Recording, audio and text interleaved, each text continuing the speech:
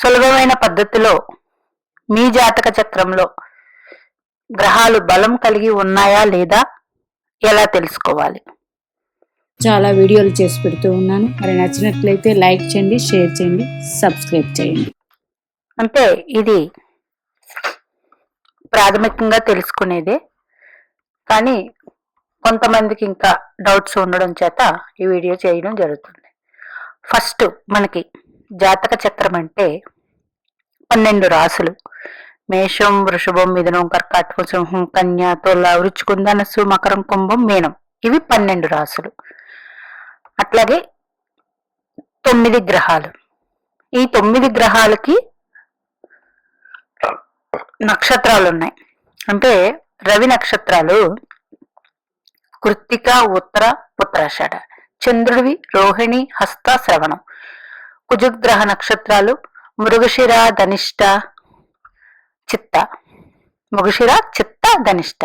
బుధ నక్షత్రాలు ఆశ్లేష, జ్యేష్ఠ, రేవతి. గురు నక్షత్రాలు పునర్వసు, విశాఖ, పూర్వభద్ర. శుక్ర నక్షత్రాలు భరణి, పుబ్బ, పూర్వాషాఢ. శని భగవాను యొక్క నక్షత్రాలు పుష్యమి, అనురాధ, ఉత్తరభద్ర. రాహు నక్షత్రాలు ఆరుద్ర, స్వాతి, శతభిషం. కేతు నక్షత్రాలు అశ్విని, మఖ, మూల. ఇవి నక్షత్రాలు 9 గ్రహాలకి. ఈ నక్షత్రాలకి ఒక్కొక్క నక్షత్రం 4 పాదాలు కలిగి ఉంటుంది. మొత్తం ఈ 27 నక్షత్రాలు 108 పాదాలు. ఇది ముందుగా గ్రహాలు, నక్షత్రాలు, రాసులు. ఇవి వీటి ఆధారంగానే ఈ 12 గడులు కనిపిస్తున్నాయి కదా జాతక చక్రం. ఇవన్నీ ఇందులోనే ఉంటాయి. గ్రహము మనం జన్మించినప్పుడు ఏదో ఒక లగ్నంలో జన్మిస్తారు, అది పక్కన పెడితే అసలు గ్రహాలు ఏ రాసుల్లో ఉన్నాయి, ఏ నక్షత్రాల్లో ఉన్నాయి అన్నది ముందుగా తెలుసుకుంటాం. అదే సులభమైన పద్ధతి. లగ్నం బట్టి ఆధిపత్య పాపులు, ఆధిపత్య శుభులు అక్కడ మారిపోతుంది. గ్రహాలు స్వరాశిలో మీకు ఉన్నాయా, ఉచ్చ స్థితిలో ఉన్నాయా, లేదా మిత్రస్థానాల్లో ఉన్నాయా?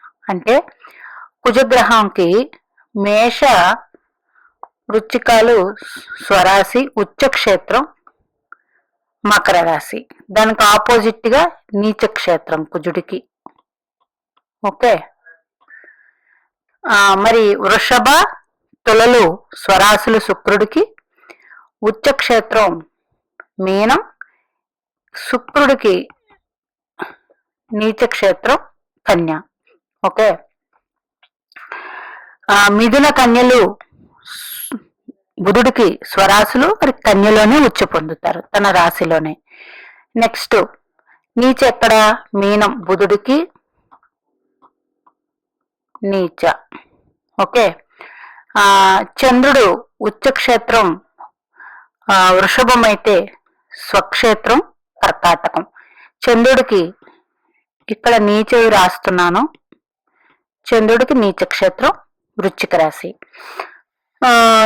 శని భగవానుడికి మేషరాశి నీచక్షేత్రం, ఉచ్చక్షేత్రం తులారాశి, మకర కుంభాలు స్వక్షేత్రాలు. మరి గురుడికి మకర రాశి నీచక్షేత్రం, స్వరాశులు మీనం, ధనుస్సు. ఇవే అన్నమాట. రాహుకేతువులకి నీచం, రాహుకి వృశ్చికం, కేతువుకి వృషభం అని చెప్తాం నీచక్షేత్రాలు. ఇంకా మీ గ్రహాలు అసలు స్వరాశుల్లో ఉన్నాయా, ఉచ్చరాశుల్లో ఉన్నాయా, ఎంత డిగ్రీల్లో ఉన్నాయన్నది చూసుకోండి. డిగ్రీలు అనేది చాలా రోజుల క్రితం నేను వీడియో చేసి పెట్టి ఉన్నాను. డిగ్రీస్ అంటే 30 డిగ్రీలు కదా ఒక రాశిలో. ఆ గ్రహము ఆ రాశిలో ఎన్ని డిగ్రీలు పొంది ఉంది, మీకు స్వరాశిలో ఉన్న, మిత్ర రాశుల్లో ఉన్న బేసి రాశులు, సమరాశులు అంటే 1, 3, 5, 7, 9, 11 ఇవి బేసి రాశులు కదా, బేసి సంఖ్యలు. అందులో 0 నుండి 30 డిగ్రీల వరకు ఉంటే మొదట 6 డిగ్రీల వరకు బాలావస్థ, కుమారావస్థ, యవ్వనావస్థ, ఇట్లా డిగ్రీలు మారుతూ 30 డిగ్రీలు. ఈ వీడియో చేసి పెట్టి ఉన్నాను ఆల్రెడీ. మీనాక్షి యూట్యూబ్లోకి వెళ్తే కనిపిస్తుంది. సుమారుగా ఒక 1 ఇయర్ బ్యాకే చేసి పెట్టి ఉన్నాను. ఇంకా అట్లాగా స్వరాశుల్లో ఉన్న, మిత్రరాశి ఉచ్చులో ఉన్నా కూడా డిగ్రీల ఆధారంగా కూడా ఆ గ్రహం ఎంత పనిచేస్తుంది అన్నది ఉంటుంది. నెక్స్ట్, ఒకవేళ మాకు స్వరాశుల్లో లేవండి, ఉచ్చరాశుల్లో లేవు, మిత్రరాశుల్లో ఉన్నాయా చూడండి. గురుపాలిత గ్రహాలు గురుపాలిత రాశుల్లో ఉంటే మిత్రరాశులు. గురుపాలిత గ్రహాలు అంటే కుజుడు, చంద్రుడు, రవి, గురుడు, ఇవి గురుపాలిత రాశులు. శుక్రుడు, బుధుడు, శని భగవాను రాశులు శనిపాలిత రాశులు. అంతే తేడా. అయితే మరి ఈ రాశుల్లో ఆ రాశులు వచ్చి పడతారు. ఎందుకంటే శని భగవానుడు ఉచ్చ తులారాశిలో పడితే నీచ రాశిలో, మేషరాశిలో నీచి పొందుతారు శని భగవానుడు. ఓకే, అంటే ఇది గురు రాశి అన్నమాట. ఇట్లాగా ఉన్నాయా? లేదు, గ్రహాలు తమ తమ మిత్ర రాశుల్లోనే పరివర్తన చెందాయి. అంటే శని భగవానుడు వృషభంలో ఉన్నారనుకోండి, శుక్రుడు వెళ్ళి మకర కుంభాల్లో ఉంటే అది పరివర్తన యోగం. అట్లా ఉన్నాయా? తర్వాత గ్రహాలు నవాంశ చక్రంలో మనకి ఇక్కడ ఒకవేళ నీచ పొంది నవాంశలో ఆ గ్రహం ఉచ్చు పొందింది అనుకోండి, ఆ గ్రహం బలం ఉన్నట్టు. లేదా స్వనవాంశ పొందిన, స్వనవాంశ అంటే ఇక్కడ స్వరాశి అంటే శని భగవానుడు మేషంలో నీచి పొంది ఉంటే అక్కడ నవాంశలో తులలో ఉన్నారనుకోండి, అక్కడ ఉచ్చు పొందినట్టు. లేదా మకర కుంభాల్లో ఉంటే స్వరాశిలో ఉన్నట్టు.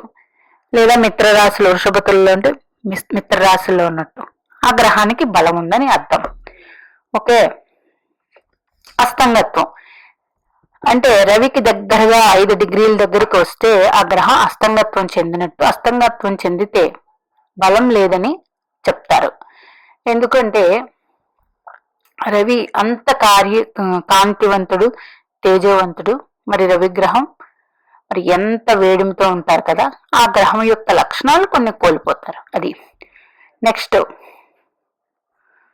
ఏదైనా గ్రహం జాతక చక్రంలోనే చెప్తున్నాను, ఈ 12 రాశులు ఏదైనా గ్రహం తన ఉన్న, ఇప్పుడు శుక్రుడు తులారాశి అనుకుందాం కదా, ఆయన వచ్చి తన వెనక రాశిలో ఉన్నారనుకోండి, అంటే కన్యలో, అప్పుడు ఆ గ్రహానికి అది లగ్నం నుంచి ఎన్నో భావం. ఇప్పుడు తులా లగ్నం అనుకోండి, కన్యలో ఉంటే నీచ పొందినట్టు, 12వ భావంలో ఉన్నట్టు. ఇట్లా అన్నమాట. 6, 8, 12 భావాల్లో ఉంటే ఆ గ్రహం బలం తగ్గినట్టు. అట్లాగే ఏదైనా గ్రహం శుభకర్తరిలో ఉందా, పాపకర్తరిలో ఉందా, అంటే ఇప్పుడు ఇక్కడ చెప్పినవన్నీ కూడా కరెక్టే.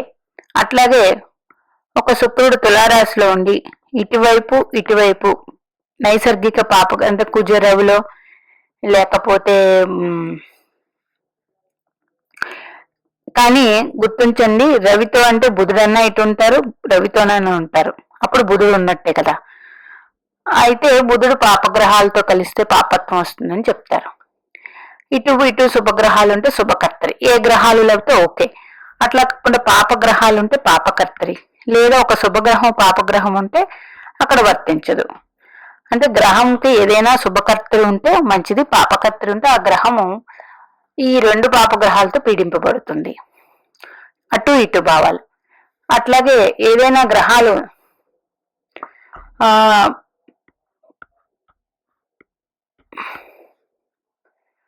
అంటే శుభగ్రహం ఒక పాపగ్రహంతో కలిసి ఉన్నా, లేదా ఒక పాపగ్రహంతో చూడబడుతున్నా ఆ గ్రహం యొక్క ప్రభావం తగ్గుతుంది కదా. అట్లాగే ఒక పాపగ్రహం ఇంకొక పాపగ్రహం చూస్తూ ఉన్నా కూడా గ్రహాలకి ఇబ్బంది ఏర్పడుతుంది. ఇట్లాగా అతి సులువుగా మీరు జాతక చక్రం తీసుకోగానే 12 భావాలు ఎలా ఉన్నా ఏమున్నా పక్కన పెట్టండి, గ్రహాలు అసలు ఏ రాశుల్లో ఉన్నాయన్నది మొదటిగా చేయవలసిన పని. తర్వాత కొంచెం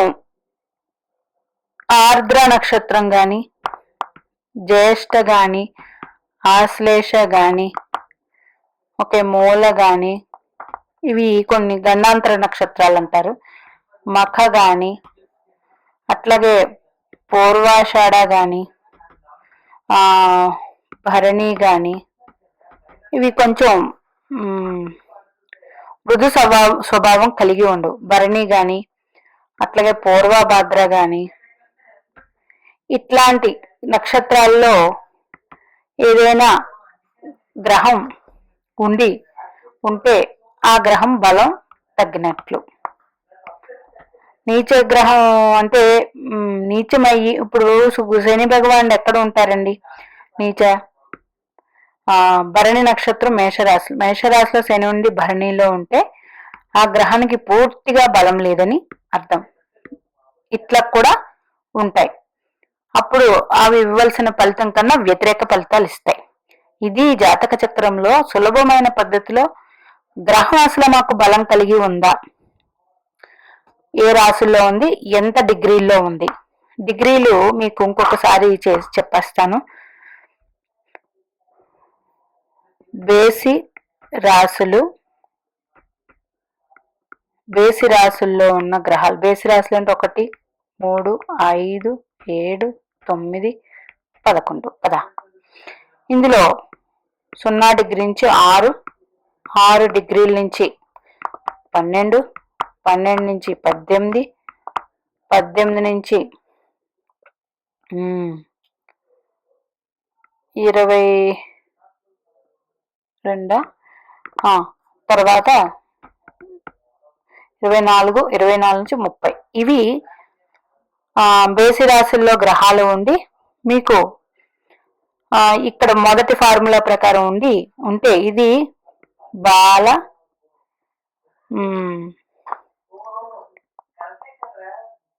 యవ్వన,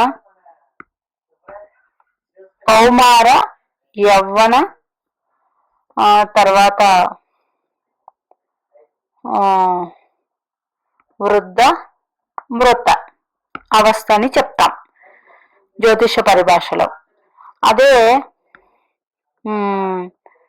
సమరాశులు అంటే 2, 4, 6, 8, 10, 12 వీటిల్లో గ్రహాలుండి అంటే ఈ చివరి డిగ్రీ ఉంది కదా 24 to 30, ఇది బాల అవుతుంది. అంటే ఇటు నుంచి ఇటు రివర్స్ లో ఇది బాల, కౌమార, యవ్వన, వృద్ధ, మృత రాశాను కదా, మృత ఇటు నుంచి ఇటు వస్తుంది. అట్లాగే డిగ్రీలు ఆధారం. అట్లాగే ఏదైనా గ్రహం శుభాధిపత్యం వచ్చి శుభస్థానంలో ఉండి ఒక పాపగ్రహంతో చూడబడుతూ ఉంటే, అంటే ఇప్పుడు శని భగవానుడితో శుక్రుడు చూడబడుతున్నాడు, వీళ్ళు ఫ్రెండ్సే, ఓకే. కానీ శని భగవాను దృష్టి అంత మంచిది కాదు.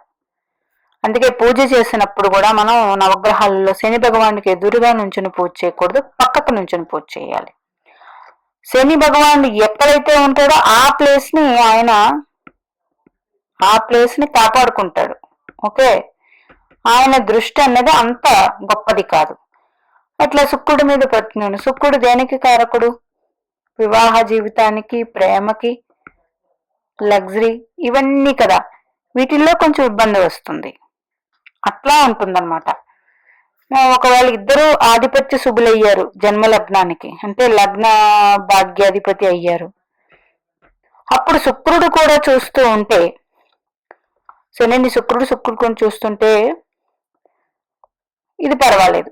ఒక శని భగవానుడు ఆధిపత్య శుభుడైనా సరే చూస్తూ ఉన్నా సరే శుక్రుణ్ణి, ఈయనకి ఎంతో కొంత పాపత్వం ఉంది కాబట్టి నైసర్గిక శుభగ్రహం అయినప్పుడు ఈ శనిని ఏదైనా శుభగ్రహం చూస్తూ ఉన్నప్పుడు ఈయన చూస్తే అంత విపరీతంగా ఉండదు, ఉంటే కొంచెం ఇబ్బందిగా ఇట్లా ఉంటుందన్నమాట. ఏదైనా పాపగ్రహాలు చూస్తూ ఉన్నాయా, ఇది సులభమైన పద్ధతిలో గ్రహాలు అసలు సింపుల్ బలం కలిగి ఉన్నాయా లేదా తెలుసుకునే విధానం.